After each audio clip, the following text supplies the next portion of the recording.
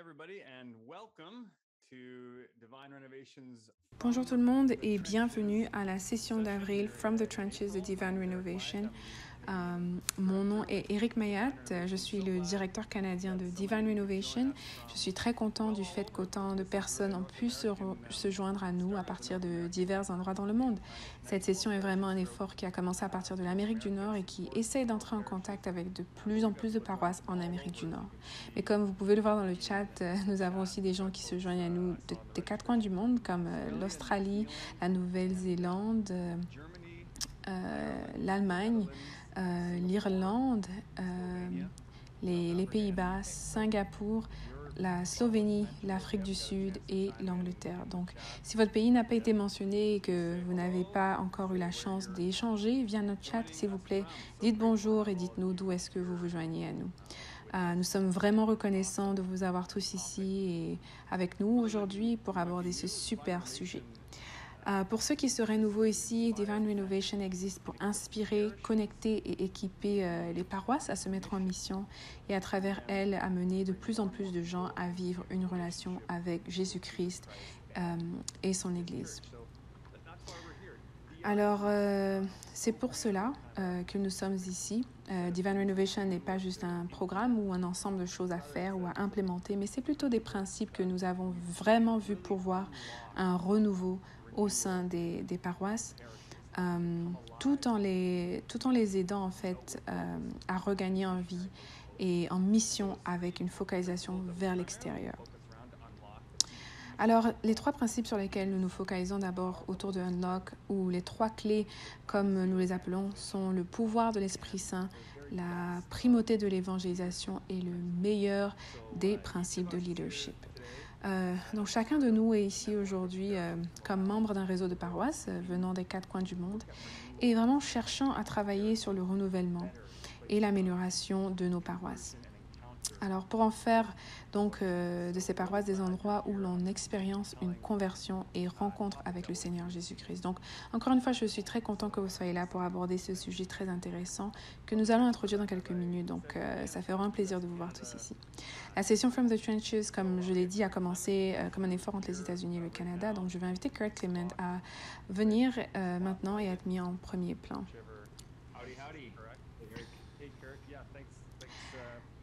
Salut et bonjour Eric.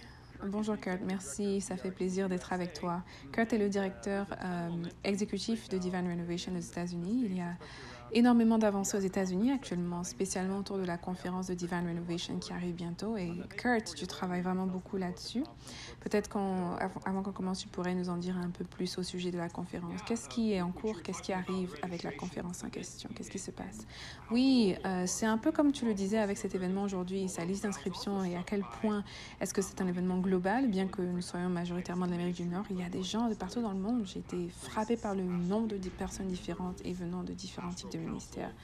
Il y a des prêtres, des pasteurs, des membres de l'équipe de leadership, des membres du conseil pastoral, des ministres de la jeunesse, des responsables diocésains. Et donc, j'ai vraiment été frappée par la diversité de ceux qui participent ici. Et donc, on accueille tout le monde.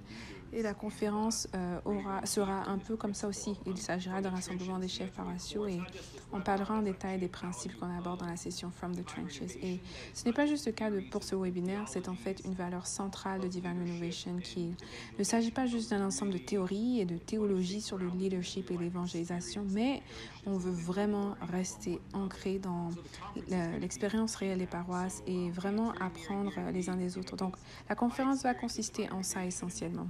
Et cela a beaucoup de valeur pour moi, dû à mon expérience à Divine Renovation et mon expérience avec le renouvellement, comme ça l'est d'ailleurs pour Margot et aussi Angie, qui fait maintenant partie de l'équipe de Divine Renovation. Et donc, on faisait tous partie de paroisses qui se débattaient avec le renouvellement et toutes ces choses, qui lisaient des livres, mais c'était vraiment d'aller aux conférences qui a changé la donne, d'engager nos prêtres, nos équipes. Et c'est ça qui nous a menés à faire des pas concrets vers l'avant avec un renouvellement substantiel. Alors, peut-être à la fin, je vais partager un peu plus sur les sessions en petits groupes et autres, parce que je ne pense pas qu'il y ait déjà eu une conférence de ce genre aux États-Unis. Le nombre de sessions en petits groupes, les sujets, la manière dont on les approchait est très unique et je suis excitée à l'idée d'en dire un peu plus à la fin. Oui, super, merci Kurt. Et maintenant que les restrictions du COVID sont levées, je sais qu'ils ont enlevé le besoin de faire un test pour revenir au Canada. Donc, j'ai un prudent optimiste qu'un engin canadien va se rendre à Dallas en juillet. Donc, oui, si vous êtes ici et être ouvert à cette possibilité, encore une fois, nous aurons les informations à la fin sur comment vous pouvez vous renseigner là-dessus et prier pour la possibilité de vous joindre à nous. C'est vraiment une ressource dynamique indispensable pour nous les leaders et pour nos paroisses. Et également, j'espère que vous allez considérer qu'on en parle un peu plus en détail vers la fin de notre discussion. Bon. Du coup, nous avons parlé assez longtemps de prière. Alors, prions ensemble pour commencer notre session aujourd'hui. Au nom du Père et du Fils et du Saint-Esprit. Amen. Mon Dieu, nous te louons et nous te bénissons, nous te remercions pour ta bonté envers nous, pour la haute vocation que tu as placée dans chacune de nos vies comme tes fils et tes filles. Quel cadeau est-ce que c'est d'être tes enfants, de te parler avec confiance, sachant que tu nous entends et que tu nous vois. Mon Dieu, nous te remercions. Nous te remercions spécialement pour le beau cadeau de ton Fils Jésus. Jésus, nous nous rassemblons en ton nom et malgré la distance, nous avons confiance en ta présence. Alors, nous nous rassemblons de cette manière. Seigneur Jésus, s'il te plaît, envoie-nous ton Esprit Saint pour nous remplir maintenant. Ouvre nos esprits, nos cœurs et nos oreilles pour entendre ce que tu veux que nous entendions aujourd'hui lorsque nous aborderons ces sujets saints à propos de tes sacrements. Mon Dieu, nous voulons t'honorer et te bénir en introduisant de plus en plus de personnes à Jésus à travers ses efforts, à travers ses rencontres et à travers tes sacrements. Alors, aide-nous, Seigneur, et nous prions et gardons dans nos esprits et nos cœurs, et même à travers toutes ces conversations, nous gardons tous ceux qui se préparent à recevoir ces sacrements et à rentrer dans ton Église. Nous avons une grande confiance, Seigneur, en ta capacité de nous utiliser pour cela, que nous prions pour eux, mais aussi pour tous ceux qui vont être impactés par leur entrée dans l'Église et leur réception des sacrements. Nous avons confiance que tu les utiliseras pour tes projets et ta mission. Et c'est avec confiance que nous prions en ton nom, Jésus. Amen. Au nom du Père et du Fils et du Saint-Esprit. Amen.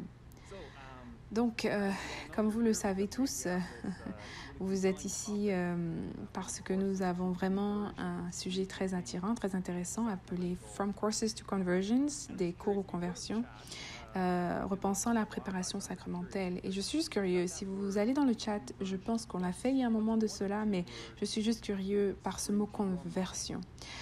Quel est un mot ou les mots qui vous viennent à l'esprit quand vous pensez à ce mot? Donc juste dans le chat, si vous pouvez l'ouvrir et écrire quel est le mot ou les deux mots qui vous viennent à l'esprit quand vous entendez le mot conversion.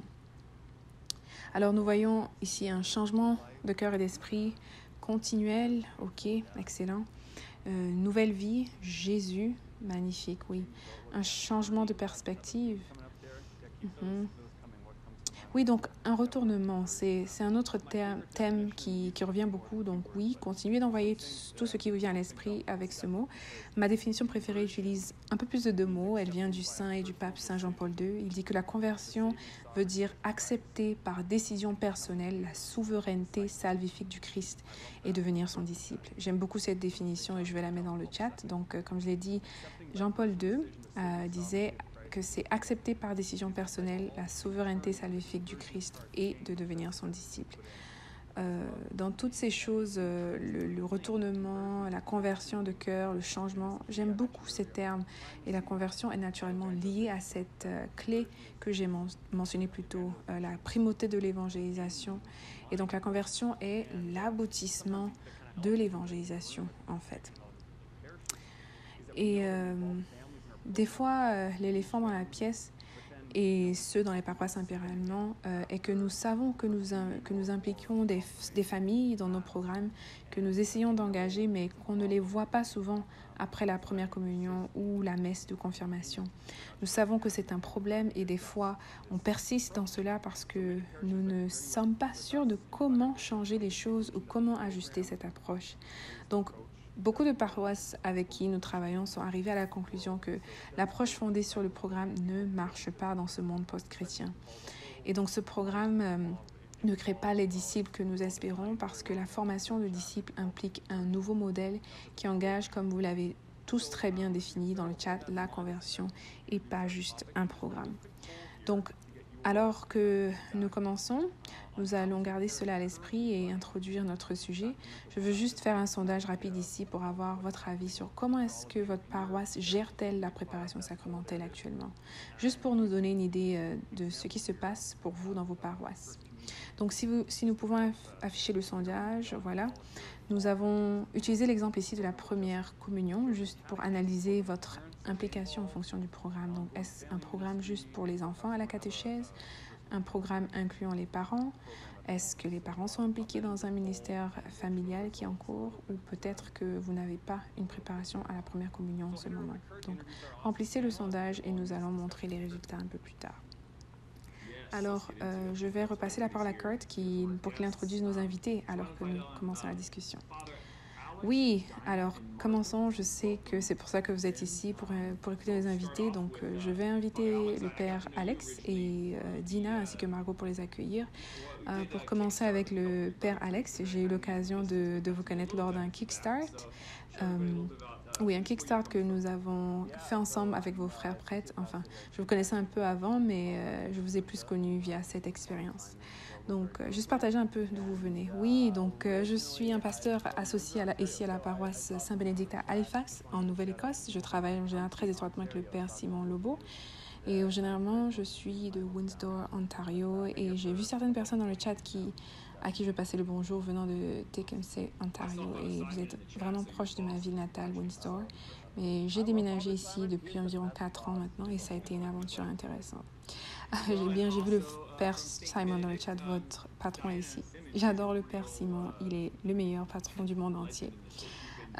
Et venant aussi de Saint-Bénédicte, Dina Simons est une vraie légende dans ce domaine. Elle travaille sur le sujet depuis plusieurs années et beaucoup d'entre nous avons appris d'elle. Donc Dina ou Dina, partage avec nous ton expérience à Saint-Bénédicte. C'est une manière de dire que je suis vieille, n'est-ce pas? Non, tu es génial. Et donc un bonjour aussi au père Simon qui est mon patron aussi et oui, le meilleur patron du monde. J'ai commencé dans les années 90, la fin des années 90, dans une des églises qui a fusionné pour devenir la paroisse Saint-Bénédicte. Et j'ai travaillé dans une paroisse différente avant celle-là, donc oui, une longue historique de travail et du sens que l'idée du programme ne marchait plus et qu'on devait vraiment faire quelque chose de nouveau en fait.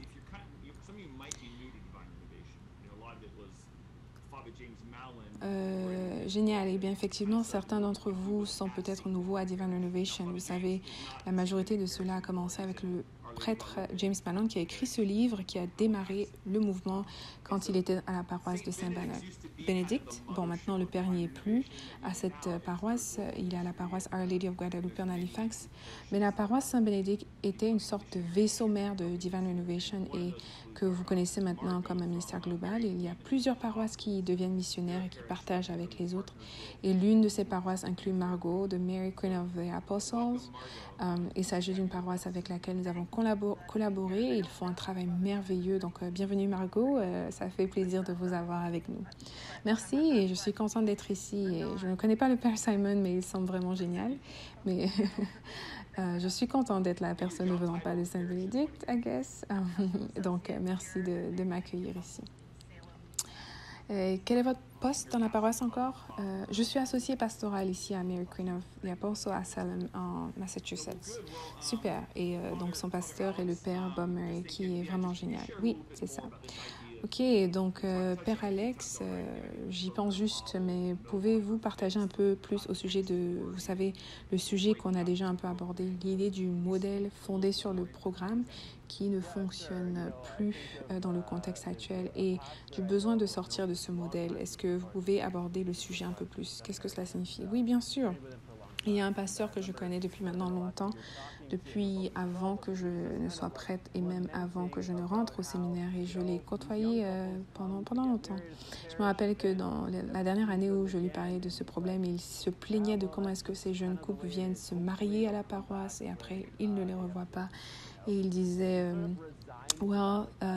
c'est comme ça que les choses fonctionnent. J'espère qu'ils reviendront quand ils auront des enfants. Et il s'était comme résigné à cela, à l'idée que c'était la réalité dans laquelle nous vivons et que les choses se font et que c'était le meilleur qu'on pouvait espérer. Et je ne sais pas pour vous, mais je pense que si on est là tous aujourd'hui, c'est parce qu'à un certain niveau, on n'est plus satisfait de cette vision des choses. On sait que si les parents reviennent, et des fois ils reviennent ou des fois non, mais s'ils reviennent, ils reviennent avec le même niveau de foi qu'ils avaient quand ils se sont mariés à l'église. Cela ne veut donc pas dire que les choses ont nécessairement changé quand ils reviennent.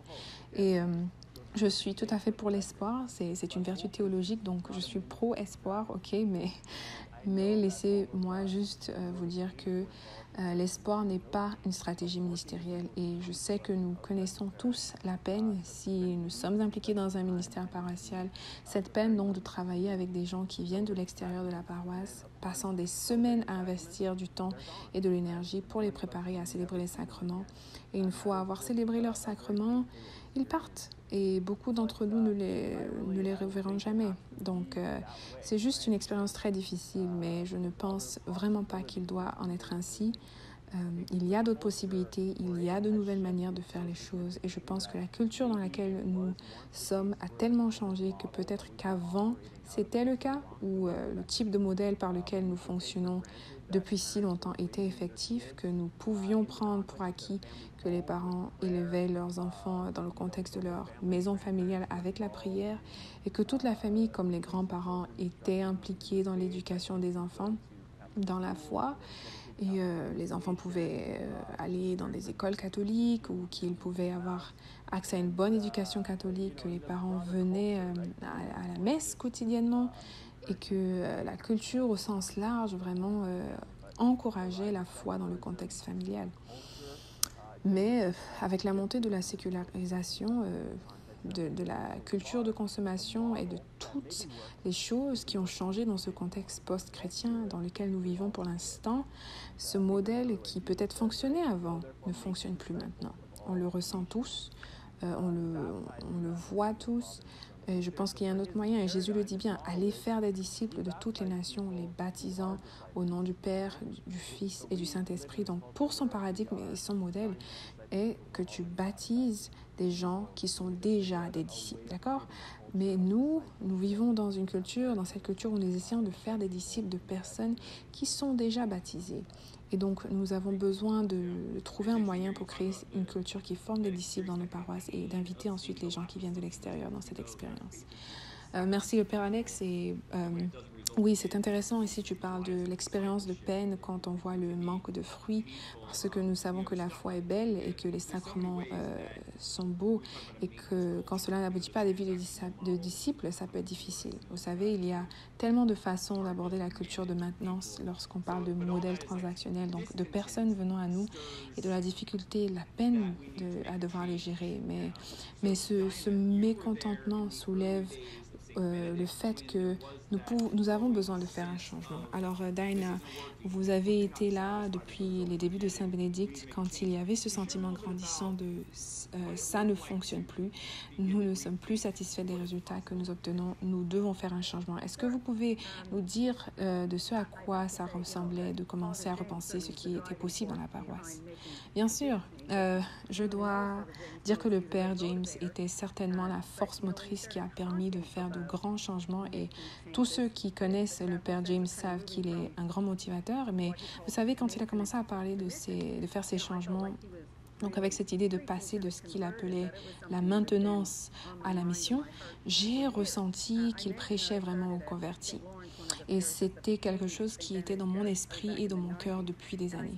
Je dois mentionner que j'avais commencé à la paroisse Saint-Laurence, qui est l'une des paroisses qui est devenue la paroisse de Sainte-Bénédicte dans les années 90. Et j'ai commencé comme la directrice de l'éducation religieuse. Je dirigeais l'école du dimanche. Et au début, je pensais, waouh, c'est vraiment cool. Je suis comme une principale d'école. J'avais tous ces enseignants, tous ces étudiants, toutes ces classes. Je me sentais vraiment bien dans ma peau. Mais je pensais aussi, il y a quelque chose qui ne va pas avec cette image. Parce que dans ce modèle, c'était comme si la foi était juste un sujet que tu apprenais à l'école et qu'ensuite tu finissais et graduais. Et je sais qu'on était censé appeler les gens à vivre une relation avec Jésus. Et c'est supposé être un engagement pour la vie, une conversion, devenir un disciple ou une disciple, comme certains des mots que nous avons déjà utilisés aujourd'hui. Et ce n'est pas quelque chose qu'on peut enseigner en 1 heure un dimanche matin. Ce n'est juste pas la façon dont les choses devraient se faire. Et à l'époque, il y avait déjà une sorte d'encouragement pour changer les termes comme l'éducation religieuse, les enseignants, les classes, et plutôt dire les catéchumènes ou la formation à la foi. Donc, de manière générale, on pensait déjà à certaines de ces choses-là. Et les mots sont importants, mais ce n'était pas assez. On devait faire plus. Alors, le pasteur avec qui j'avais travaillé en premier, le père Ron Conley, il faisait souvent des blagues disant que les parents de notre paroisse étaient en fait des membres des paroissiens à St. Timothy's. Et en fait, ils parlaient du Tim Hortons, le café en bas de la rue, parce qu'ils venaient déposer leurs enfants et ils partaient prendre un café. Alors, nous avons décidé que nous allions faire du thé, du café, et nous allions inviter les parents à venir à l'auditorium. Et peut-être que nous donnerions même un petit enseignement et nous aurions un groupe de discussion et qu'ensuite nous aurions même des sessions où nous inviterions les parents à venir avec leurs enfants pour leurs sessions. Nous leur enverrions ensuite tout le matériel nécessaire à la maison.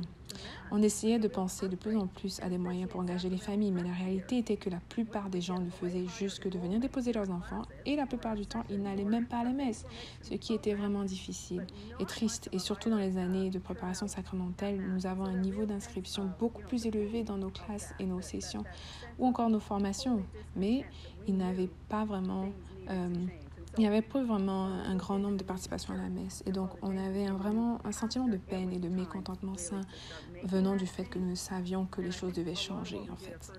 Et donc, quand nous avons aménagé dans la nouvelle église et que le Père James est devenu le nouveau pasteur, c'était vraiment le moment pour commencer ce changement. Et je pense que la grande majorité de ce que nous avons fait en premier est de communiquer. L'idée était d'abord de présenter une vision, puis de la partager, et aussi de s'assurer que tout le monde était au courant. Donc, de partager cette vision avec le reste du staff, avec tous ceux qui étaient impliqués dans la formation à la foi, avec les parents, avec la paroisse en général, pour que les gens entendent cette vision et comprennent ce que nous voulions faire et pourquoi. Donc, ce sens vraiment d'aller de la maintenance à la mission, du programme à la conversion, tous les autres mots que vous avez utilisés étaient le genre de mots que nous avons essayé d'utiliser encore et encore et encore pour les aider à comprendre. Donc, il semble effectivement que vous avez commencé un énorme changement de culture et un défi au changement qui continue probablement aujourd'hui. S'il y a quoi que ce soit qu'on peut retenir aujourd'hui, c'est qu'il n'y a pas de manière facile et rapide pour régler les choses. Il n'y a pas de programme qui sera la solution. Il s'agit de sérieusement commencer à faire ce changement et nous allons parler de ce à quoi ça ressemble de manière pratique. Donc, Margot, est-ce que vous pouvez partager un peu plus sur ce qui vous a poussé à vouloir changer ce modèle basé sur le programme?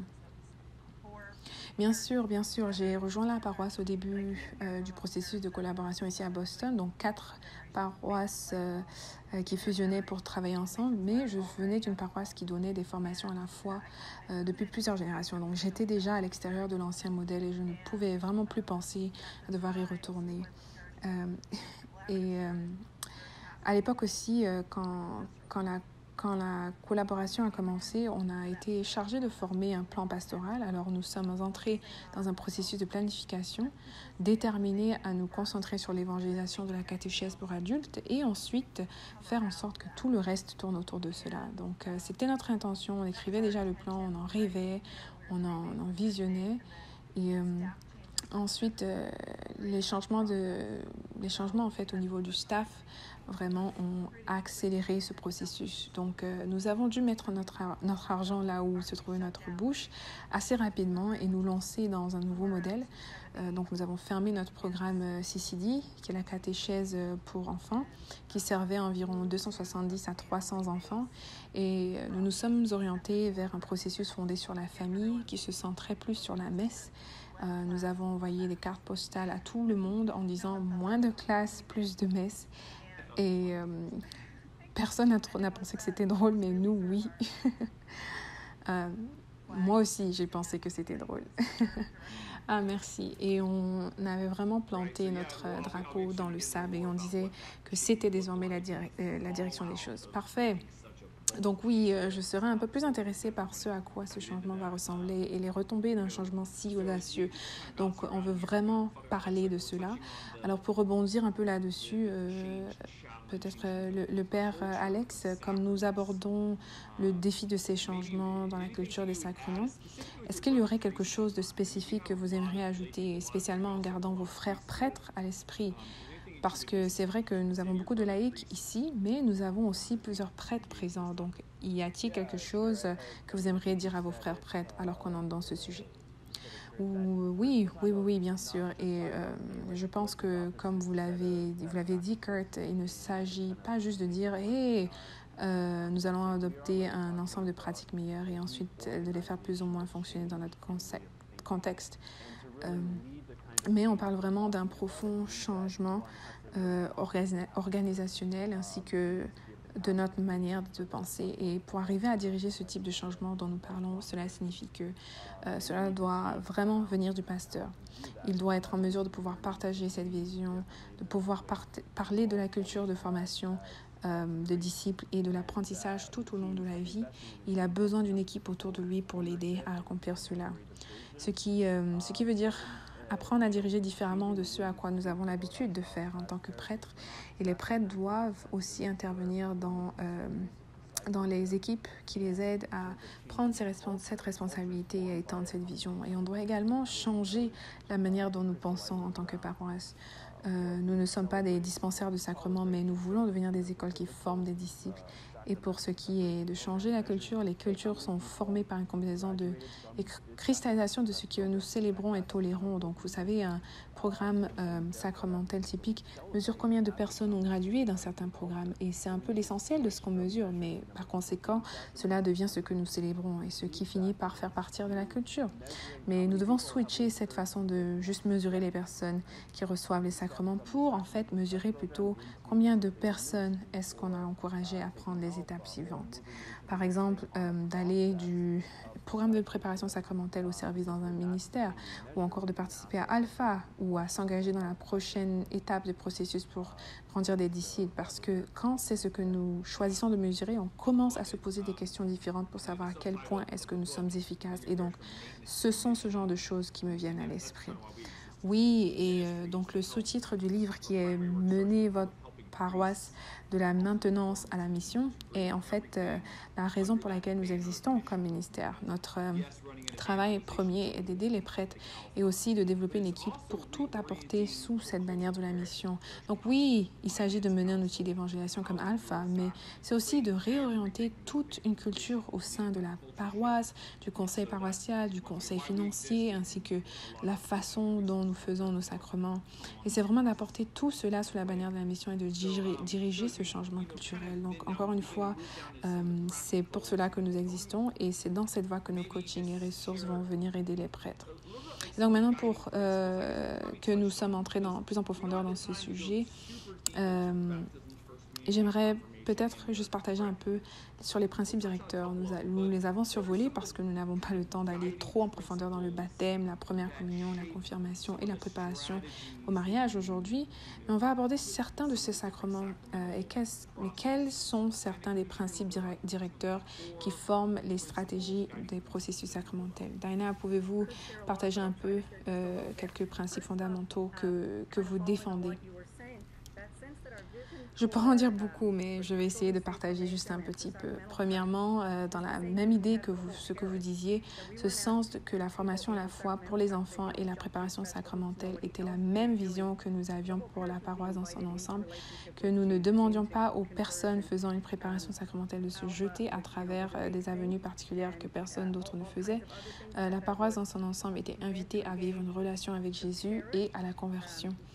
Alpha était un grand pas et pour toute autre chose qui était censée engager la paroisse, nous avions un grand esprit d'accueil, de grandes attentes. Et c'était la même chose pour la préparation sacramentelle ainsi que tous les autres sacrements. Et vraiment pour toute la paroisse dans son ensemble. Et donc, quand on en arrive aux spécificités qui s'appliquent à la préparation sacramentelle, pour la confession d'abord et ensuite pour la première communion, tout en gardant une focalisation globale à l'esprit, on se base donc sur le niveau de préparation. C'est-à-dire que ce n'est pas en fonction d'un certain âge ou un niveau scolaire. Donc, juste parce que votre enfant est au 2e grade ne veut pas dire que c'est le bon moment pour cocher cette case. Les familles appliquent quand elles sont prêtes à s'engager au processus et donc votre enfant pourrait avoir 6 ou 7 ans ou alors 11 ou 12 ans. C'est seulement quand c'est le bon moment pour vous et ce n'est pas automatique. Donc notre processus est centré sur la famille, les parents et les enfants participent ensemble et bien que nous concevons notre matériel pour qu'il soit approprié aux enfants, je pense que c'est plus important d'engager les parents et c'est vraiment notre focalisation principale parce que les parents sont les premiers enseignants et modèles pour leurs enfants. Donc, nous voulons les impliquer et nous voulons qu'ils aient eux aussi une vraie expérience de la foi. Et les parents sont engagés et ils sont au courant via toutes les informations que nous leur envoyons qu'on attend à ce qu'ils chantent les chansons, qu'ils participent au jeu pour briser la glace, qu'ils prennent part aux discussions et vraiment tout faire parce qu'ils sont là pour participer avec leurs enfants. On leur parle aussi beaucoup des étapes suivantes car il ne s'agit pas juste d'un point dans votre expérience de la foi. Alors qu'est-ce que vous allez faire ensuite? Est-ce dans le but que votre processus fasse partie d'un plus grand projet pour les parents et pour les enfants? Et oui, donc c'est le but vraiment.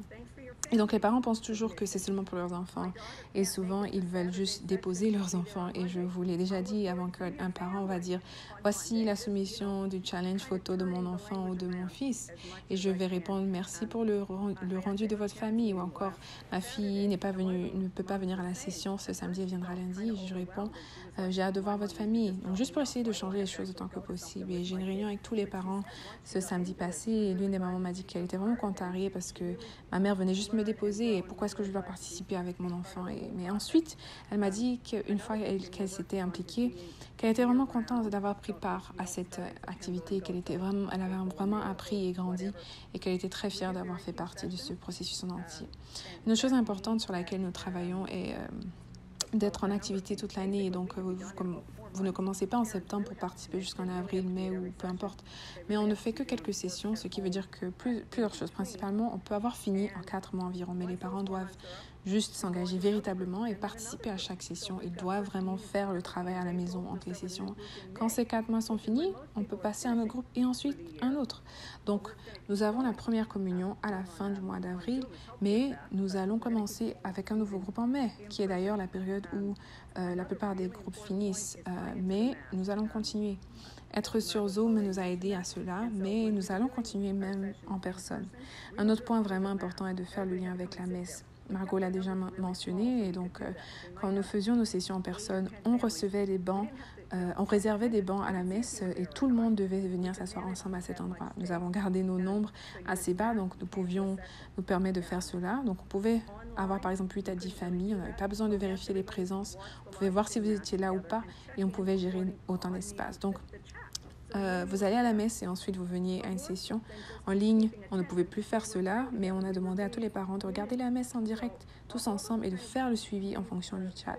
On savait que vous étiez là, mais plus important que de faire une liste d'attente, on priait ensemble, on avait une communauté, et donc tous ces différents moyens permettaient de faire plus que de cocher une case, mais de suivre un programme et vraiment de se concentrer pour former les disciples et de le dire ouvertement encore et encore aux parents pour qu'ils adoptent une vision différente en fait.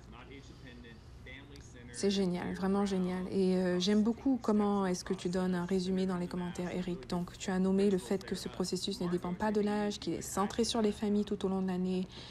qu'il s'agit de faire des pas dans un processus centré autour de la messe. Donc plusieurs principes très très bons. Margot, est-ce qu'il y aurait autre chose que vous voudriez rajouter? Avez-vous des commentaires à faire sur ces principes ou sur autre chose? Oui, quand vous parliez des principes directeurs, et je pense que tant que notre processus de planification continue pour les sacrements, on croit vraiment, mais vraiment, vraiment, vraiment que la personne qui influence le plus la foi d'un enfant est le membre de sa famille, donc la personne qui est dans sa maison avec lui. Alors on planifie tout en fonction de cela. On se concentre sur le support des parents et leur capacité à former la foi de leurs enfants parce que nous croyons en cette capacité et pas juste parce qu'on espère que ça va marcher ou qu'on espère qu'ils vont comprendre quelque chose, mais nous savons vraiment que c'est là où le fruit se trouve. Donc, tout ce qu'on fait avec les enfants a aussi un composant pour les parents. Et d'ailleurs, le composant pour les parents est le plus important pour nous parce que nous savons que si nous avons des parents fidèles, ils auront des enfants dans la foi. Et donc, par exemple, quand nous commençons à parler de la première réconciliation, on commence toujours par demander aux parents quelle a été votre expérience. Et ils parlent de la peur qu'ils ont expérimentée quand ils se préparaient pour leur première confession. Et ensuite, on les réenseigne d'une manière qui leur parle de la vraie théologie du sacrement comme un cadeau pour eux et pour leurs enfants, afin qu'ils puissent se décharger et être pardonnés. Et ça change les choses. Et on a la chance de pouvoir réparer quelques dégâts que les familles apportent à la préparation au sacrement parce que nous sommes engagés à le faire et nous sommes engagés à soutenir la foi adulte tout au long du processus.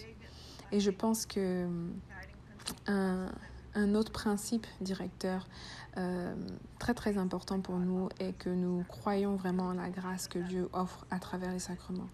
Nous croyons vraiment que cela est possible et que cela produira des fruits et nous pouvons compter sur cette grâce. Donc nous communiquons cette grâce aux gens de manière intentionnelle pour les aider à recevoir cette grâce afin qu'elles puissent produire des fruits dans leur vie. Et nous ne voyons pas comme les gardiens de l'Esprit Saint. Et donc, nous n'essayons pas de trier les plus faibles et de juste préparer ceux qui se donnent à 100%, mais on veut vraiment accompagner toutes les personnes dans ce processus. Comme je l'ai dit, notre programme était vraiment large quand c'était CCD, donc la catéchèse, et il est devenu très restreint quand nous avons pivoté vers ce nouveau modèle, ce qui, je pense, peut faire peur aux paroisses et aux pasteurs qui envoient leurs statistiques chaque année au diocèse. Mais quand les groupes sont petits, vous pouvez faire des ministères personnels et extraordinaires. Que vous ne pouvez pas faire dans un groupe plus large, comme Diana le disait. Si vous avez un groupe de 8 à 10 familles, vous finissez par connaître chaque famille, où est-ce qu'elles en sont. Nous avons un chemin d'accès pour elles et on peut ajuster donc leur expérience à leurs besoins. Vraiment, c'est important de croire aux forces que les parents implémentent et à l'Esprit Saint, ainsi qu'à la grâce qui est disponible dans le sacrement. Eh bien, je suis touchée par le fait que quand vous dites que ce sont vos principes directeurs, rappelez-vous que vous parliez aussi du fait que vous n'avez jamais rien vu d'autre que le fait que les familles et leur expérience est le facteur le plus influençant. Et donc, quand vous énoncez ces principes, vous croyez vraiment, vraiment en eux et au fait qu'ils font partie d'un effort qui est en cours pour un renouvellement de la paroisse encore plus grand. Et au final, si vous avez parlé du fait qu'il ne s'agit pas d'être un gardien pour l'Esprit Saint, mais vous avez expliqué que vous aviez un peu plus de 200 personnes au début et que les chiffres ont beaucoup baissé. Et je pense que c'était le Père James qui disait que les gens vont dans d'autres églises, mais soyons honnêtes avec eux, qu'ils vont dans d'autres églises, pas parce qu'ils vont dans différentes églises, mais parce que nous ne les avions pas vraiment et ils ne venaient pas vraiment ici. Donc, pouvez-vous en parler un peu à quel point est-ce que les choses ont changé lorsqu'on parle de nouvelles conditions comme ce à quoi ressemble d'être prêt, ce à quoi ça ressemble d'être prêt ainsi que nos attentes. Qu'est-ce qui se passe ensuite en fait? Oui, je pense que ça s'est passé il y a 7 à 8 ans de cela, donc les choses ont fluctué depuis le temps, mais nous avions plus de 270 familles participant à la catéchèse CCD pour enfants et probablement 14 familles de ces familles venaient à la messe régulièrement. Donc quand il s'agit du nombre de familles réellement impliquées, c'est vraiment un très très petit chiffre. Quand nous avons arrêté le programme de catéchèse CCD, on avait toujours 14 familles qui venaient régulièrement à la messe. Donc, la fécondité du programme était rendue à 100% avec les familles que nous servions toujours parce qu'elles étaient déjà là. Elles étaient déjà investies dans la formation de la foi de leurs enfants. Et comme je l'ai dit, c'est vraiment effrayant de faire ce saut.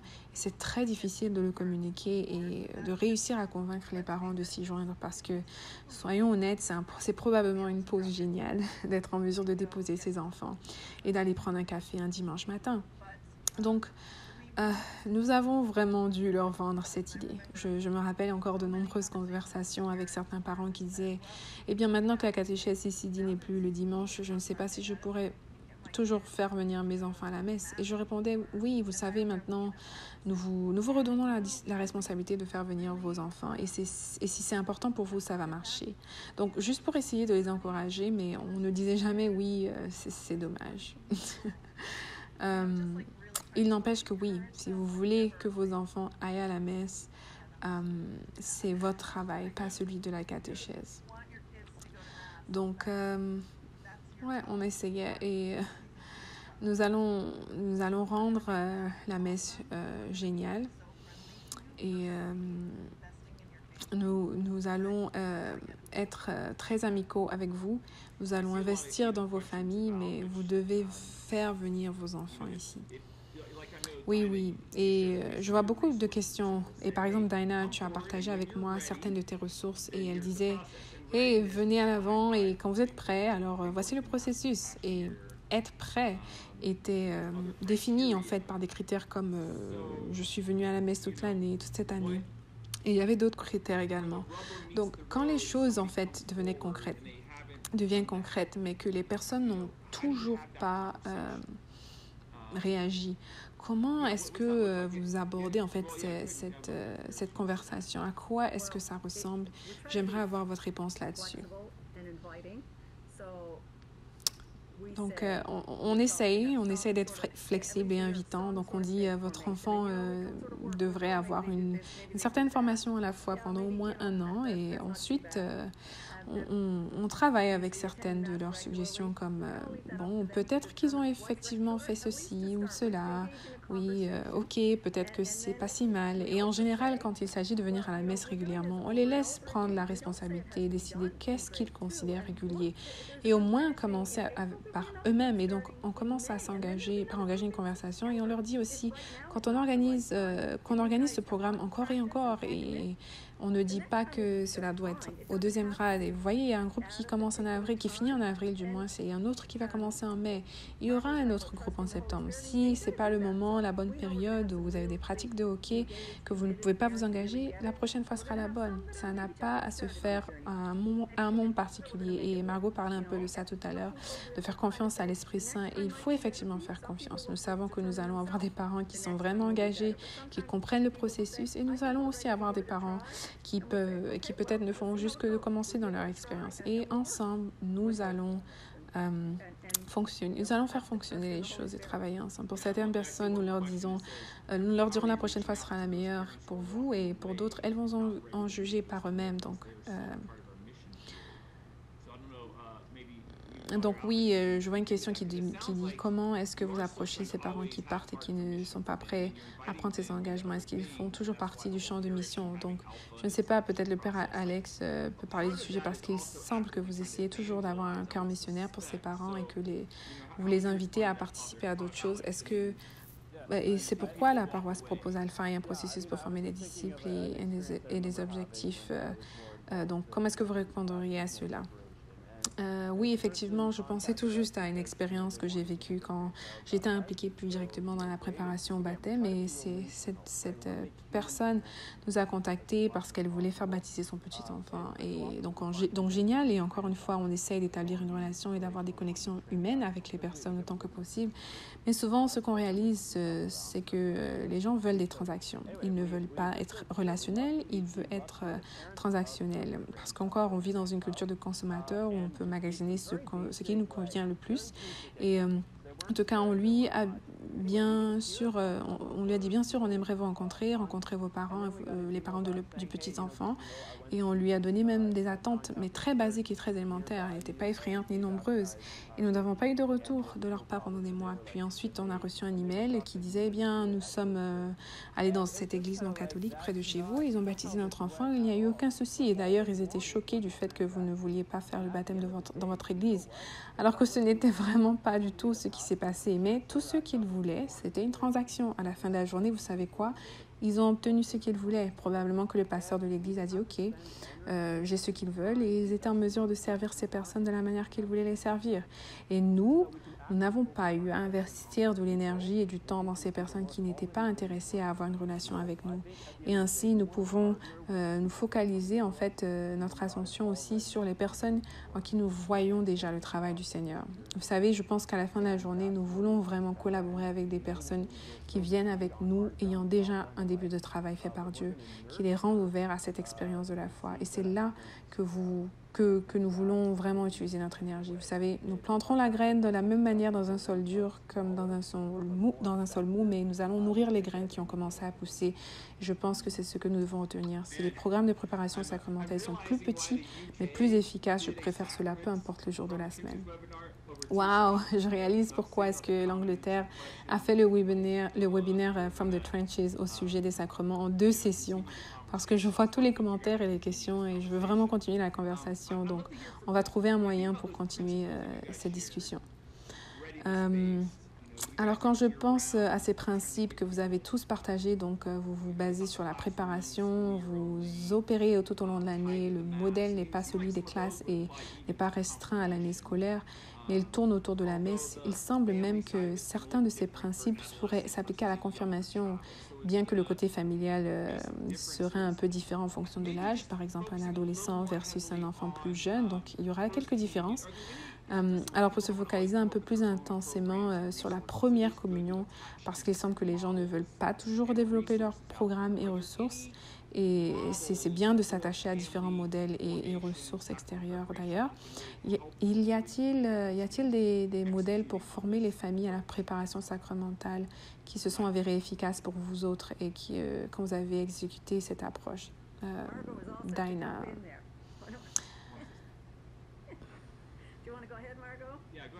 Margot était toute prête pour répondre. Tu veux prendre la parole, Margot? Oui, merci. Nous utilisons la presse de St. Mary's appelée Go Seek and Find pour la première réconciliation et la première communion. On reçoit le kit en entier. Donc, les enfants reçoivent un guide avec les leçons ainsi que des dépliants et une très belle Bible pour enfants avec plein de couleurs. Donc, on envoie tout ça au domicile des parents, un pour chacun des sacrements. Donc, ils font tout ça ensemble à la maison et de la façon qui fonctionne pour eux. Mais nous faisons en plus plusieurs sessions de rassemblement où nous enseignons les parents sur la théologie du sacrement et sur comment partager leur foi avec leurs enfants, sur comment approfondir leur propre foi. Nous faisons des lectio divina pour se préparer à la Pâque. Donc, vraiment, nous essayons et nous penchons vraiment sur leur coaching pour les aider à renforcer leur foi pendant les sessions de rassemblement lorsque leurs enfants sont en train de faire autre chose. Parce que nous voulons vraiment nous engager avec ces parents et nous voulons vraiment aussi qu'ils se sentent accueillis et valorisés quand ils viennent en personne. Et ensuite, ils peuvent remplir les fiches d'exercice à la maison et nous recevons vraiment de très bons commentaires. Les parents apprécient beaucoup ce temps et ils apprennent des choses qu'ils avaient peut-être oubliées. C'est super. Oui, j'ai beaucoup parlé avec un ministère qui s'appelle Pathways Formation Suite, qui applique sérieusement ces principes. Ce sont vraiment des ressources impressionnantes. Et Dinah, connaissez-vous des ressources particulières ou avez-vous créé vos propres ressources au fil des années? Nous en avons beaucoup créé de nous-mêmes, mais nous utilisons aussi certaines ressources pour les matériels des parents qu'ils peuvent utiliser à la maison venant de RCL Benzinger. C'est essentiellement parce que l'évêque faisait la promotion d'un modèle de l'école du dimanche fondé sur un de leurs programmes, mais on ne voulait pas l'utiliser, alors on s'est dit, nous allons au moins prendre quelque chose venant de chez eux et ça va donner l'impression que nous sommes en train de faire ce que l'évêque veut. Donc nous avons choisi un contenu assez court que les parents peuvent utiliser à la maison entre nos sessions et nous avons créé nos propres sessions ensuite. On utilise un modèle similaire à celui d'Alpha. On commence avec un repas. Donc, vous allez à la messe de 9h, vous descendez ensuite pour prendre un café et des muffins. Vous vous rassemblez à des tables de petits groupes. Il y avait des jeux pour briser la glace et plusieurs autres choses du genre. Après la messe de 11h30, on offrait le repas de midi. On trouvait toutes sortes de vidéos et divers matériels que nous avions compilés tous ensemble de nous-mêmes et on ajoutait quelque chose qui rendait l'évêque heureux. Et on pouvait se le permettre parce que c'est en fait une ressource assez efficace pour la maison et c'est assez court pour s'adapter à notre processus et ça marche vraiment bien avec ce que nous faisons. Donc, on pouvait orienter les sessions qu'on faisait à l'église ou en personne en fonction de ce que les parents allaient faire à la maison. Oui, et vous avez partagé ces fichiers avec moi et on peut les partager avec tout le monde aujourd'hui. Et j'aime vraiment ce avec quoi vous m'avez équipé. Le contenu était peut-être une publication assez formatée, mais ça venait d'une expérience réelle de la vie. C'est très pratique, donc je vais partager ça avec les autres paroisses. Et j'en ai beaucoup d'autres aussi, s'il y a des intéressés. Génial. Eric, ça me fait penser, étant donné que notre sujet principal a un peu changé, peut-être que nous pourrions faire un meeting avec un temps de questions et réponses pour pouvoir vraiment continuer cette conversation. On va penser à ça. Alors, je suis toujours très conscient de l'importance de se laisser avec un sens des prochaines étapes. Donc, si une paroisse commence à faire un changement vers cette approche des sacrements, quelles seraient certaines étapes suivantes à prendre? Ça pourrait être peut-être quelque chose qu'on a déjà mentionné aujourd'hui, mais le Père Alex, si vous pouvez penser à un petit challenge ou une inspiration concernant les étapes à venir pour les personnes ici présentes. Oui, c'est juste qu'encore une fois, le changement doit commencer au niveau le plus haut. Si on parle de changement de culture, cela doit commencer du haut vers le bas. Donc, c'est tout simplement un encouragement pour les pasteurs, les prêtres qui sont ici avec nous. Vous devez être ceux qui établissent la vision et qui rêvent à ce qui serait possible de faire dans la paroisse et ensuite investir tout cela dans les leaders qui vous entourent et former une équipe autour de vous. Et je pense aussi qu'il faut avoir une vision pour l'évangélisation et une culture formant spécifiquement des disciples. Le kérigma, comme le dit le pape François, est quelque chose que nous devons entendre encore et encore et encore et à tous les niveaux de la catéchèse. Et donc une vision de la formation à la foi qui intègre l'évangélisation à tous les niveaux. Et ensuite, je pense que c'est important de s'engager à mesurer les bonnes données. Encore une fois, la peur qui nous fait dire « Oh non, si nous faisons cela, on aura beaucoup moins de gens » vient mesurer la mauvaise chose. Nous voulons mesurer des étapes tout au long d'un processus qui forme des disciples. Donc, commencez par mesurer et engagez-vous à mesurer les prochaines étapes tout en accompagnant les gens dans leur expérience en tant que disciples. Et vous savez quoi? Lisez le chapitre dans le livre de James qui aborde ce sujet en particulier. C'est génial. C'est plein de bonnes choses, c'est excellent. Et en fait, je le relisais avant cette conversation et je me disais, je pourrais juste lire ce livre au lieu de venir au webinaire. C'est vraiment génial. Donc, ce sont les quelques choses auxquelles je pense. Le pasteur a besoin de diriger et de partager la vision, de former une équipe autour de lui, de s'engager à mesurer les bonnes choses et juste de relire le livre. 4 choses rapides à faire. Alors, laissez-moi en rajouter une de plus. Je ne sais pas ce que vous en penserez, mais n'essayez pas de faire cela tout seul. Vous savez, évidemment, les gens échangent et connectent ici parce qu'ils veulent entendre d'autres idées, mais ces principes sont vraiment complexes d'un point de vue théologique, mais aussi au niveau du leadership pour apporter le changement. C'est difficile pour les pasteurs, donc à tous les pasteurs, n'essayez pas d'y aller seul. Rentrez en contact avec nous ou n'importe quel ministère qui aiderait à vous soutenir dans ce challenge de leadership ou cette opportunité de leadership. On voit dans la paroisse de Saint-Bénédicte et celle de Mary, Queen of the Apostles, de très beaux fruits suite à leurs efforts au fil des années. Ils ont un plaisir de vous aider, nous aussi également, donc n'y allez pas tout seul. Alors, encore une fois, on va trouver un moyen et on va partager certaines des ressources que nous avons abordées aujourd'hui. Je sais que nous n'avons pas parlé de la préparation au baptême ou au mariage. Des choses vraiment intéressantes se passent aussi à ce niveau. Peut-être que nous allons chercher un moyen de pouvoir continuer cette conversation le mois prochain. Donc, merci Dinah pour avoir partagé ta sagesse et Margot également. Vous êtes toutes les deux un beau cadeau pour les ministères. Le père Alex, c'est juste superbe de reconnecter et merci d'avoir partagé votre sagesse aujourd'hui. Donc, merci à tous et je vais passer la parole à Eric. Merci beaucoup, Kurt. Et juste avant qu'on ne se laisse et qu'on termine notre temps, avant que tout le monde ne se déconnecte de Zoom, on essaye de lancer ces conversations pour vraiment déclencher des idées, des espoirs, des rêves, des visions autour de ce qui pourrait être possible de faire dans ces différents espaces de From the Trenches, en incluant cette session. Donc, j'ai pensé qu'à partir d'ici... Et je vois beaucoup de gens se sont joints à nous à partir de leur équipe paroissiale. Donc, beaucoup d'entre vous font partie d'équipes paroissiales ou d'équipes qui dirigent la préparation sacramentelle. Ça aiderait peut-être de juste prendre quelques minutes après cette session, plus tôt que vous pouvez, commencer à réfléchir à comment est-ce que vous pourriez intégrer ces concepts qui vous sont venus à l'esprit. Parce que nous avons tous des contextes différents. La Sainte-Bénédicte a un certain contexte, Margot, votre paroisse aussi a un contexte particulier. Donc, vraiment, comment est-ce que dans mon contexte, ces concepts vont peut-être se dérouler. Je vais envoyer quelques questions si ça peut vous aider dans votre réflexion. Il s'agit essentiellement de peindre votre réalité actuelle.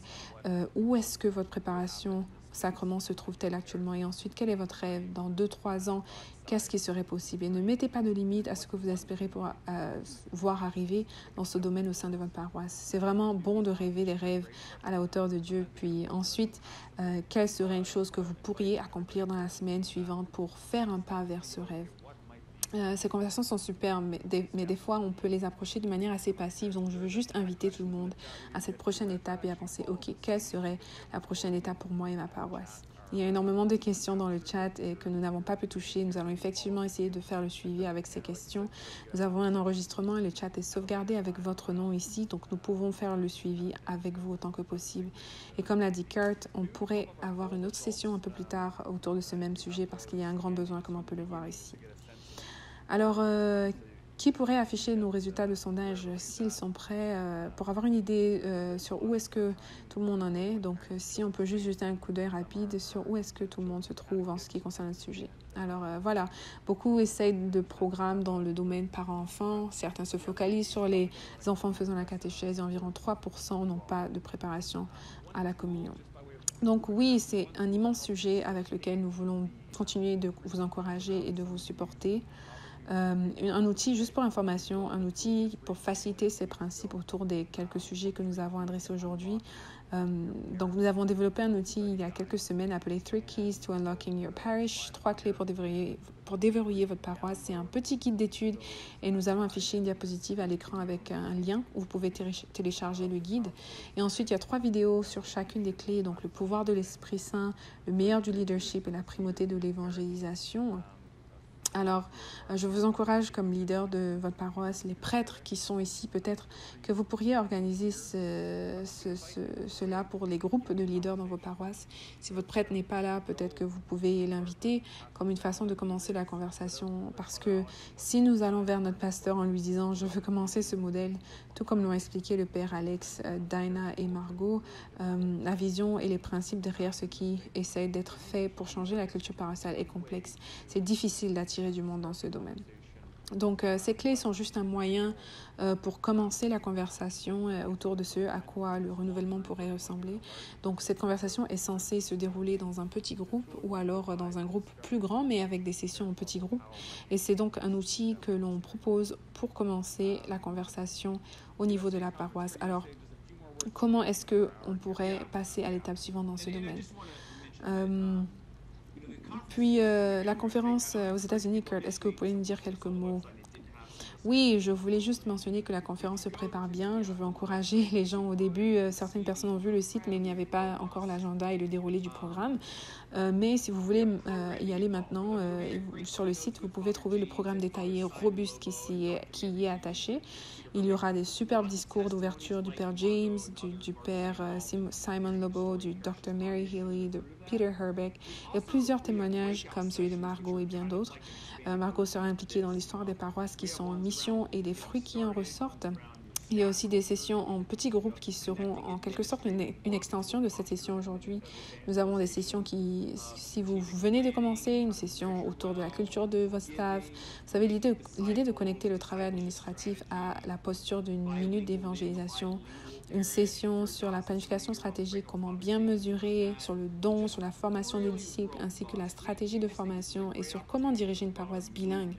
Si vous êtes un dirigeant diocésain, nous aurons une session en groupe avec le Père James à ce sujet. Donc, un programme vraiment robuste. Nous pensons vraiment que c'est une opportunité excellente pour le mouvement du renouvellement au sens large aux États-Unis. Et vous savez, nous ne gagnons pas d'argent, mais nous utilisons beaucoup d'argent pour cette conférence. Et nous croyons vraiment que Dieu utilise ce type de moment pour, dans une conférence comme celle-ci pour ajouter de l'énergie au mouvement de renouvellement. Et donc, nous sommes vraiment excités et nous espérons que plusieurs d'entre vous vont se joindre à nous cet été. Merci Kurt, ça va être génial. Donc j'espère aussi que nous pourrons voir certains d'entre vous à cette conférence. D'autres sessions de From the Trenches vont encore se faire le premier mardi de chaque mois à la même heure via un canal différent. Donc si vous voulez vous assurer que vous saurez à quel canal de Zoom vous connectez, remplissez le formulaire d'inscription ici. Et si finalement vous ne pouvez plus venir, vous allez recevoir un enregistrement.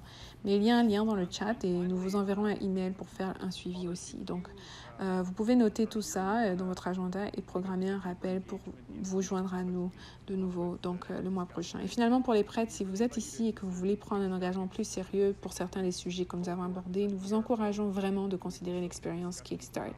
C'est une cohorte de 6 prêtres avec un coach de Divine Renovation et nous faciliterons la discussion autour des écrous et des boulons de ces concepts expérimentés de manière culturelle. Et on parle de vision, d'équipe de leadership, de la primauté de l'évangélisation, de changer la culture paroissiale pour aller de la maintenance vers la mission. Et ce sont des sujets vraiment superbes et intéressants. Et nous avons eu d'excellents retours et commentaires de la part de centaines de prêtres qui ont participé à Kickstart. Donc je vous encourage vraiment à faire partie de cette expérience. Ou pour les leaders laïcs ici présents, invitez vos prêtres à considérer de faire partie d'un événement de ce genre, ou même de se joindre à Kickstart. Dans les semaines à venir, nous allons avoir des cohortes qui vont commencer à tout moment. Donc merci encore à nos invités, le père Alex, Margot et Dinah. Merci encore beaucoup d'avoir fait partie de cette expérience. Ça a été un plaisir d'être avec vous et tout le monde. Merci beaucoup de vous être joints à nous. Et nous espérons que c'était bénéfique pour vous et nous espérons et prions que cela sera fructueux dans vos efforts de préparation sacramentelle. Pour terminer, Dana, est-ce que vous pourrez faire une prière de fermeture? Bien sûr, avec plaisir. Au nom du Père, et du Fils et du Saint-Esprit. Amen. Dieu miséricordieux et aimant, il est si bon pour nous d'être ici. Merci pour ce temps mis à part et pour les grâces et bénédictions reçues. Nous te demandons de nous bénir, de bénir nos paroisses, de bénir nos familles. Dans les mois à venir, aide-nous à avoir de l'espoir et arriver en gros à avoir des rêves à la taille de Dieu et de te faire confiance pour nous guider. Jésus, dans tout ce que nous faisons, aide-nous à être tes disciples et à te suivre en ton nom et à travers ton Esprit Saint, nous prions. Amen. Au nom du Père et du Fils et du Saint-Esprit. Amen. Merci Dinah. Merci tout le monde encore et une bonne fin de carême et j'espère voir beaucoup d'entre vous après la résurrection et dans notre session de From the Trenches en mai. Et merci à tout le monde et on se dit au revoir pour l'instant.